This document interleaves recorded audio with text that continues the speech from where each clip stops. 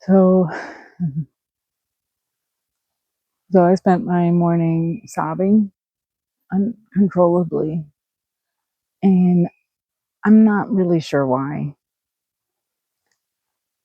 I gave notice on my job today, and I didn't expect to do it so soon. I had planned to stay through the end of the month, but when I sat with it and really felt into my soul's desire and what was really in alignment, I realized I couldn't go back there even for another day. I couldn't pretend that everything was okay. I couldn't lie to myself by showing up for them because that's who it would be for.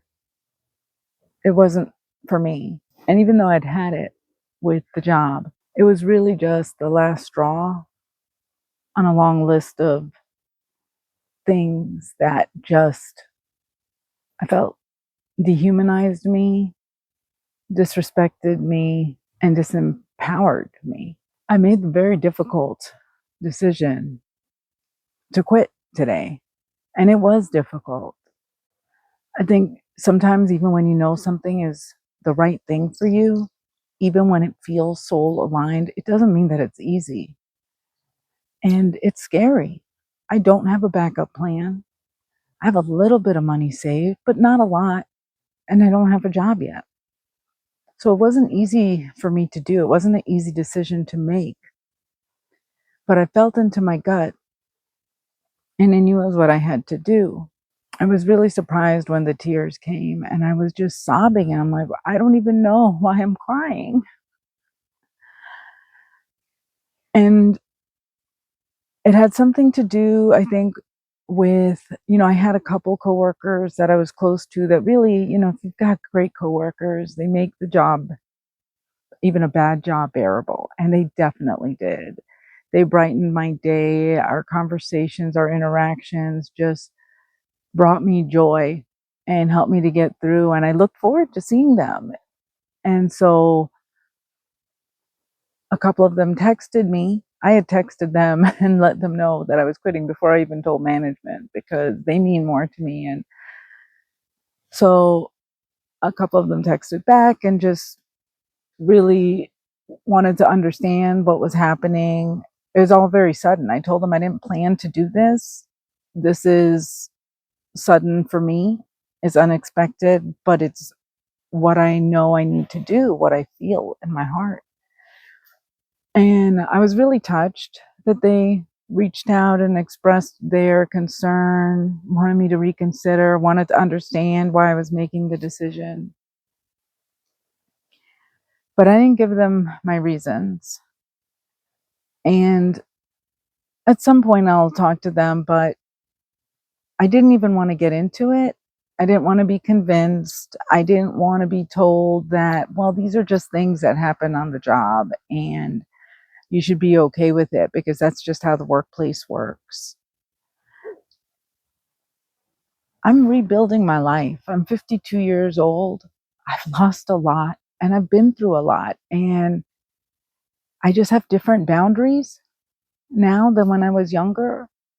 If I was 20 something, I would do what I have done in the past and just taken it and agreed, yeah, this is just how it goes. You bite your lip, you bend over and you take it. But I've been through too much. At 52, like I can only take so much. And I know when things don't feel right to me. So I didn't want to have a back and forth about why I was doing what I was doing.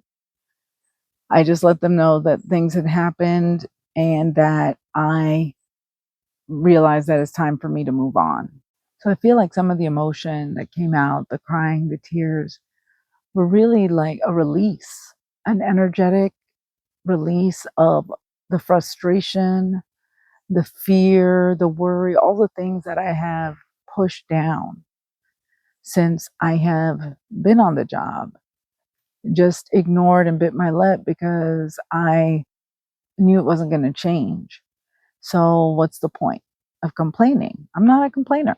And so that's where I think the tears came from.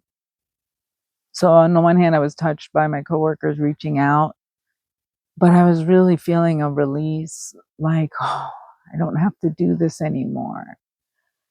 And I chose not to tell them my whole story and rationale at this point because, again, I didn't want to get into it. I didn't want to have a back and forth about it. My decision's been made. And honestly, I feel like they wouldn't understand. I'm so lucky to have my partner and my sister and close friends who understand me and my values. They really support the decision, even though I know it looks completely illogical to other people. And so I guess what I want to say is, like, you don't owe anybody an explanation. You don't owe it to anyone to break down your rationale. If you want to, you can. If it makes you feel better, if you feel like they can be supportive, or you feel the need to, you don't have to have a good reason to tell anyone either, but I also don't have a good reason not to tell anybody. So I made a decision to just hold this decision close. The decision itself is public, but my reasons are private. And I think that's one of the challenging things about when you make a decision to live your life in a soul aligned way. You're going to do things that don't make sense to other people. It's not the first time for me, but it's with a new sense of empowerment and personal power and ownership over my life. No one else is paying my bills, taking care of me, none of those things. And I love them and I appreciate them, but also it's not up for discussion. And like I said, sometimes you'll want to discuss things. You want to rationalize, you want to process things with people, get perspective, see if you're making the right decision. Go for it. But in my case, I did all of that and I'd reached my decision and I feel good about it. So I didn't want to have a discussion about it. And I want to share that with you because I want to remind you, you don't need anybody's permission, validation, or understanding to make the decisions that you make in your life. Feel into them, process it with the people that support you, that really get you. And when you make your decision, you can move forward being decisive and certain. But you don't have to explain it to anyone and you don't need other people to understand. I had already had the experience with one of the coworkers that I worked with. He's awesome. But anytime there would be something would happen, he would just tell me, just deal with it. That's how it goes. And I have been over and over again until I just couldn't anymore. So it's a big risk. I trust myself. I have been through so much in my life. And I think part of where my limits and boundaries come from at this point in my life is all my experiences. I am 52 years old. I've had great jobs. I've had bad jobs. I've had good relationships. I've had bad relationships. And this job, the way that people are treated really reminded me of a bad relationship where you just keep putting up with it because you hope it'll get better, or you tell yourself, because I knew it wasn't getting better, or you just tell yourself that's how it goes. This is how everybody's dealing with the same thing. So why shouldn't I just put up with it? But you have a right to choose your boundaries, your individual boundaries that come from your experience and what you're willing to tolerate. And it doesn't have to make sense to anybody else. No one else's standard matters. The only standard that matters is you. The only principles that matter are yours. And so I just want to share that with you today to empower you to make the decisions that feel soul aligned, that feel soul owned, and not worry about justifying it to anybody. The only person you have to justify it to is yourself, because you're the one that has to live with your decisions. What is the decision that you want to make that you are second guessing because you feel like nobody will understand and people will think you're crazy. Please share it because I want to know that I'm not alone.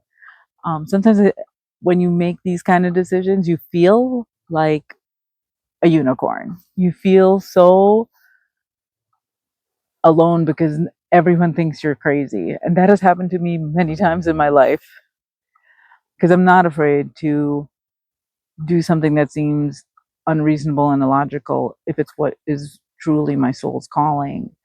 And I'm encouraging you to do the same. So that's it. Until next time.